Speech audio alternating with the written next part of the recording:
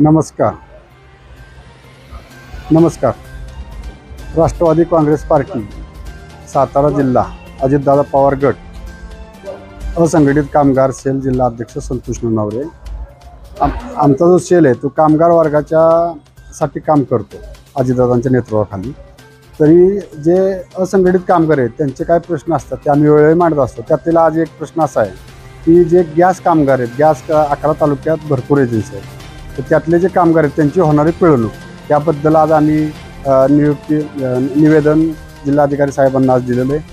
तरी त्यांच्या काही समस्या आहेत त्या आम्ही आज त्यांच्यासमोर मांडलेल्या आहेत, त्यांच्यावर कारवाई करण्यासाठी त्यांना सांगितले।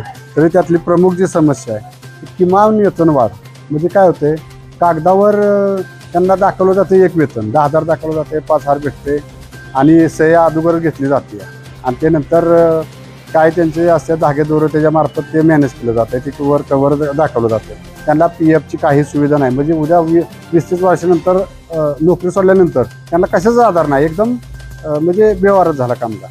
बरं, दुसरी गोष्ट इतके दिवस काम करून पण जर त्याला दुखापत झाली, गॅसची टाकी पडली, काय झालं तरी त्याला काहीही सुविधा देत नाही। डॉक्टरची काही सुविधा 1 रुपया देत नाही, विमा देत नाही, पगार नाही।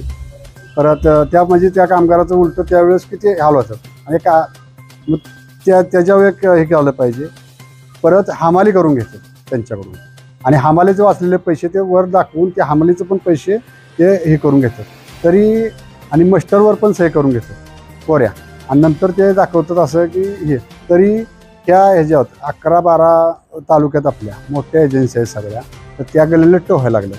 तरी जे कामगारांची होणारी पिळवणूक थांबवण्यासाठी जे पुरवठा विभाग आहे जिल्हाधिकारी त्यांना आम्ही निवेदन दिलेलं आहे, तरी त्यांनी 15 दिवसाच्या आत हे सर्व मागण्या आम्ही ज्या केलेल्या आहेत त्याच्यावर विचार करून त्यांच्यावर कडक कारवाई करावी आणि त्यांच्यात धडक टाकून त्यांना जे होते जर नाही झालं तर आम्ही हा विषय येणाऱ्या 15 दिवसात यांचा फॉलोअप घेऊन अजितदादा पवार यांच्या कानावर हा सगळा विषय मुंबईला जाऊन आम्ही सांगणार आहे आणि तिथनं पुढं मग होणारी कारवाई ते होईल। त्यासाठी आम्ही पांडत राहू 15 दिवस अजून त्यांना वेळ दिलेला आहे आम्ही।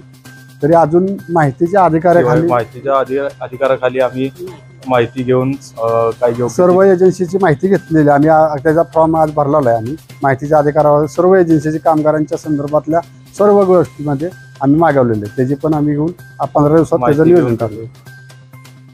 तरी किमान वेतन प्रमाणे शासनाचा जो नियम आहे त्याप्रमाणे कामगारांची पगार होतोय का नाही हे कामगार आयुक्त यांनी त्याची चौकशी करावी सगळ्या एजन्सींची, आणि त्यामध्ये सगळी चौकशी करून आणि त्याचे त्यांनी लक्ष ठेवून ते सगळं ऑडिट घ्यावं आणि आमच्या सर्व शासनानं गांभीर्याने नाही घेतले आणि ह्याच्यावर कारवाई नाही झाली तरी आम्ही जिल्ह्यातले सर्व कामगार 15-20 दिवसांनी सर्व जिल्हा कार्यालयावर सर्व एकत्र जमू। आम्ही इथनं आम्ही कामगार आयुक्तापर्यंत मोठा मोर्चा काढू आणि परत जे काय होईल त्याला जिम्मेदार शासन राहील, त्यामुळे शासनानं योग्य ती कारवाई लवकरात लवकर करावी।